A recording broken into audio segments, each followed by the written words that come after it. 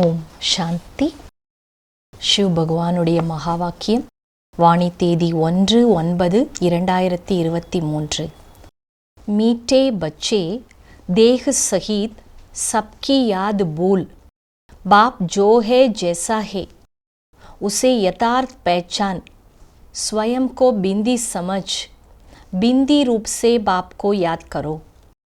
இனிமையான குழந்தைகளே, தேக சகிதம் அனைவருடைய நினைவையும் மறந்து பாபா யார், எப்படி இருக்கிறார், அவரை யதார்த்தமாக அறிந்து தன்னை புள்ளி என்று உணர்ந்து புள்ளி ரூபத்தில் பாபாவை நினைவு செய்யுங்கள். கேள்வி: कौन-सा ज्ञान इस समय बाप से ही तुम्हें मिलता है और कोई नहीं दे सकते? எந்த ஒரு ஞானம் இந்த நேரத்தில் மட்டுமே பாபாவிடமிருந்து மட்டுமே உங்களுக்கு கிடைக்கிறது, வேறு யாரும் அதை கொடுக்க முடியாது?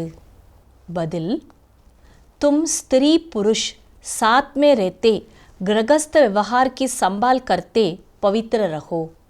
ये ज्ञान अभी इसी समय बाप तुम्हें देते हैं और कोई ये ज्ञान दे नहीं सकता. நீங்கள் கணவன் மனைவி இணைந்து வாழ்ந்து கொண்டே குடும்ப விவகாரங்களை கவனித்து கொண்டே பவித்திரமாக இருங்கள். இந்த ஞானம் இப்போது மட்டுமே பாபா கொடுக்கின்றார், வேறு யாருமே இந்த ஞானத்தை கொடுக்க இயலாது.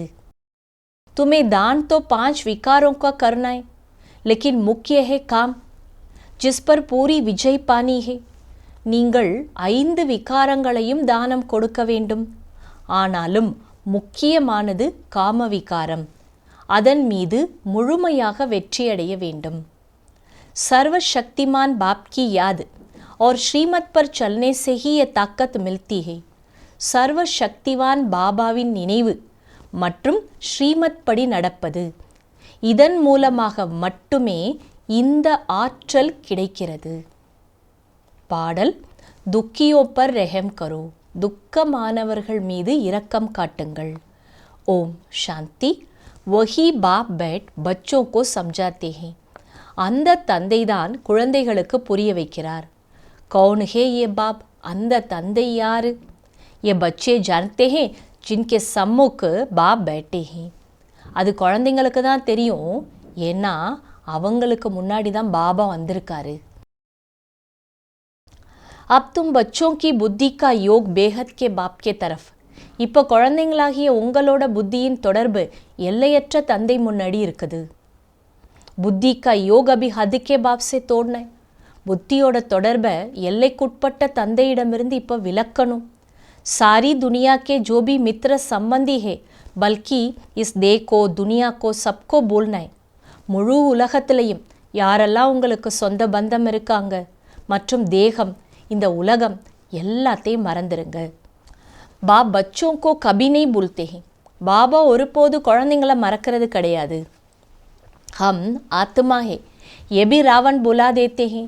நான் ஆத்மா, இதவே மாயா மறக்க வச்சிடுது. தேக அபிமானி बना देते हैं, தேக அபிமானத்தில் கொண்டு வந்து விட்டுடுது. ये तुम बच्चों का पार्ट है, ஆனால் இது உங்களோட பார்ட். ऐसा नहीं कि तुम वहाँ सिर्फ बाप को भूल जाते हो, परंतु वो जो है जैसा है उस बाप की याद और सुख देने का ज्ञान भूल जाते हो. அப்படி இல்லை, அங்கே போன உடனே நீங்கள் பாபாவை மட்டும் மறக்கிறீங்கன்னு கிடையாது. ஆனால் அவர் யார், அவர் எப்படிப்பட்டவர், அந்த பாபாவுடைய நினைவு மற்றும் சுகம் கொடுப்பதற்கான ஞானத்தையும் மறந்து விடுகிறீர்கள். பாபா கேசா ஹே ये भी புத்தி மே தாரன் கர்ன. பாபா எப்படி இருக்கிறாரு, இதையும் புத்தியில் தாரணை பண்ணணும். मनुष्यों ने तो शिवलिंग का बड़ा चित्र बना दिया. மனிதர்கள் சிவலிங்கம்னு பெரிய உருவத்தை உருவாக்கிட்டாங்க. और सभी के चित्र तो ठीक है, மற்றவங்களோட சித்திரம்லாம் சரிதான். जैसे ब्रह्मा विष्णु शंकर का चित्र भी ठीक है, मंदिरों में पूजे जाते हैं. ब्रह्मा विष्णु शंकரருக்கு உருவங்கள் உருவாக்கியிருக்காங்க, ஏன்னா கோயிலில் வச்சு பூஜிக்கப்படுறாங்க. परंतु परमपिता परमात्मा का नाम रूप देश काल जो है वो भूल जाते हैं. ஆனால் பரமாத்மாவுடைய பெயர், ரூபம், காலம், தேசம் எல்லாத்தையும் மறந்துட்டோம். चित्र भी भूल जाते, அவருடைய வடிவத்தையும் மறந்துட்டோம். हिंदी बहुत जगह चलती है तो बच्चों को हिंदी भाषा में समझाना पड़ेगा. ஹிந்தி தான் நிறைய இடத்துல வழக்கமாக இருக்குது. ஆகையால் குழந்தைங்களுக்கு கூட ஹிந்தி பாஷையில் தான் புரிய வைக்க வேண்டியிருக்கு. परमपिता परमात्मा भी हिंदी भाषा में ही समझाते हैं. परमपिता परमात्माவும் हिंदी भाषையில் தான் புரிய வைக்கிறார்.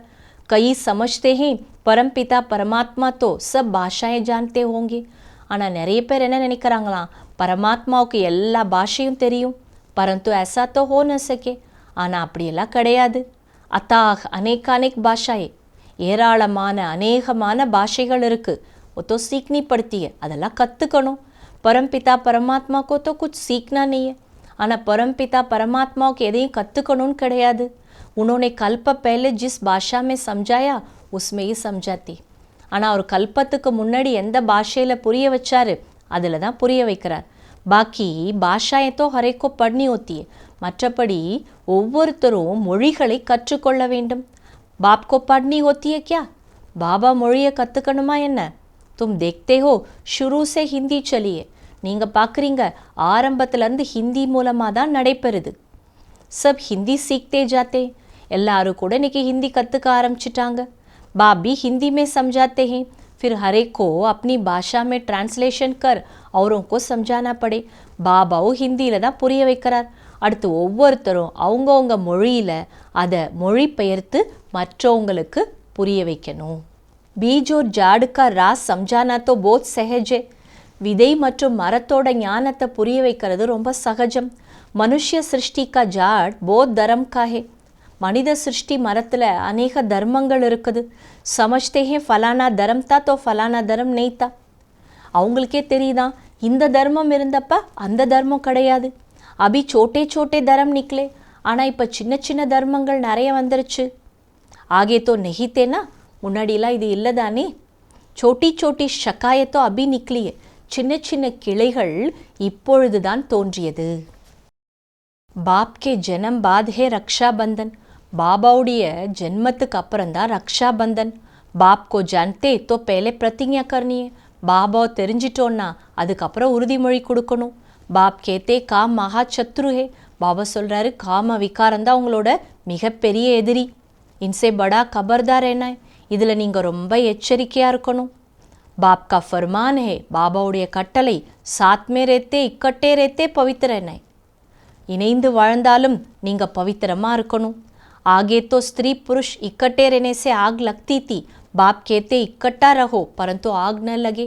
முன்னாடியெல்லாம் கணவன் மனைவி இணைந்து வாழ்ந்தாலே நெருப்பு பற்றி கொள்ளும். ஆனால் பாபா சொல்கிறாரு, இப்போவும் நீங்கள் இணைஞ்சு தான் வாழணும், ஆனால் உங்களுக்கு இடையில் நெருப்பு வந்துடக்கூடாது. அச்சா, நல்லது. தாரணிக்கான சாரம், தில் சே பாப் கோ யாத் கர் ஜாய்தாத் கி குஷி மே ரெனா ஹே. உள்ளத்தால் பாபாவை நினைவு செய்து ஆஸ்தியினுடைய குஷியில் இருங்க. பூரா பாவன் ஜரூர் பன்னாய். முழு பாவனமாக அவசியமாக வேண்டும். विचार करना है आत्मा कितनी छोटी है और उसमें कितना अविनाशी पाठ नूंदा हुआ है. சிந்தனை பண்ணி பார்க்கணும், ஆத்மா எவ்வளோ சின்னஞ்செரியது, ஆனால் அதுக்குள்ள அழிவற்ற நடிப்பு பதிவு செய்யப்பட்டிருக்கிறது. பிந்துபன் பிந்து பாப்கி யாத்மே ரெனா. புள்ளியாகி புள்ளி பாபாவை நினைவு செய்யணும். वरदान, स्व इच्छा और दृढ़ संकल्प से एक देकर पदम लेने वाले चतुर सुजान भव. சுய விருப்பம் மற்றும் திட சங்கல்பத்தினால் ஒன்றை கொடுத்து கோடியை எடுத்துக்கொள்ளக்கூடிய सामर्थ्यशाली भव. चतुर सुजान बच्चे मिट्टी से भरे हुए सूखे चावल देकर एक का पदम गुना भाग्य बना लेते हैं. சாமர்த்தியசாலி குழந்தைங்க மண்ணு கலந்த காஞ்சு போன அரிசியை கொடுத்து ஒன்றிற்கு பல மடங்கு பாக்கியத்தை பெற்றுக்கொள்கிறார்கள். सिर्फ चावल देते और रिटर्न में सर्व शक्तियाँ सर्व खजाने 63 प्रकार से भी ज़्यादा वेराइटी ले लेते. வெறும் அரிசி தான் கொடுக்குறாங்க, ஆனால் அதற்கு ஈடாக சர்வ சக்திகள், அனைத்து பொக்கிஷங்கள், 36 வெரைட்டியை விட அதிக உணவையும் அடைகிறார்கள். परंतु कई बच्चे वो भी देने के समय सुदामा के मिसल कच्चे में छिपा कर रखते. ஆனால் நிறைய குழந்தைங்க அதை கொடுக்குற நேரத்தில் சுதாமா குசேலர் போல கொஞ்சத்தை மட்டும் ஒழிச்சு மடியில் கட்டி வச்சுக்கிறாங்க. बाप खींच कर ले सकते हैं, लेकिन खींच कर लिया तो उसका रिटर्न इतना नहीं मिलेगा. பாபா என்ன பண்ண முடியாத, உங்கள் இடுப்பில் கட்டி வச்சிருக்கிறத இழுத்து எடுத்துக்க முடியும். ஆனால் அப்படி அவர் இழுத்து எடுத்துக்கிட்டாருன்னா அதற்கான ஈடு உங்களுக்கு கிடைக்காது. इसलिए स्व इच्छा और दृढ़ संकल्प से एक देकर पदम लेना यही चतुराई है. ஆகையால் சுய விருப்பம் மற்றும் திட சங்கல்பத்தின் மூலமாக ஒன்றை கொடுத்து கோடி வாங்கிக்கோங்க. இதுதான் புத்திசாலித்தனம். இஸ் தேனேமேஹி கல்யாணே, இதை கொடுக்கறதுல தான் உங்களுக்கு நன்மை இருக்குது. ஸ்லோகன் साक्षी बन न्यारे होकर हर खेल को देखने वाले ही साक्षी दृष्टा है. சாட்சியாகி விலகி இருந்து ஒவ்வொரு விளையாட்டையும் பார்ப்பவர்கள்தான் சாட்சி பார்வையாளர்கள். அவ்யக்த சமிக்கை. பாப் தாதாவின் ஒரே ஆசை, இப்போது காரணத்தை முடித்து விடுங்கள், தீர்வே தென்பட வேண்டும், பிரச்சனை சமாப்தியாகி சமாதானம் ஏற்பட வேண்டும். எனவே எந்த ஒரு பலகீனத்திலும் காரணத்தை கூறாதீர்கள், தீர்வு காணுங்கள். இப்போது பழைய பாஷை, பழைய நடத்தை, கவனக்குறைவின் பாஷை மற்றும் கடுமைத்தன்மையின் பாஷையை பரிவர்த்தனை செய்து சமாதான ஸ்வரூபமாகுங்கள். அச்சா. ஓம் சாந்தி.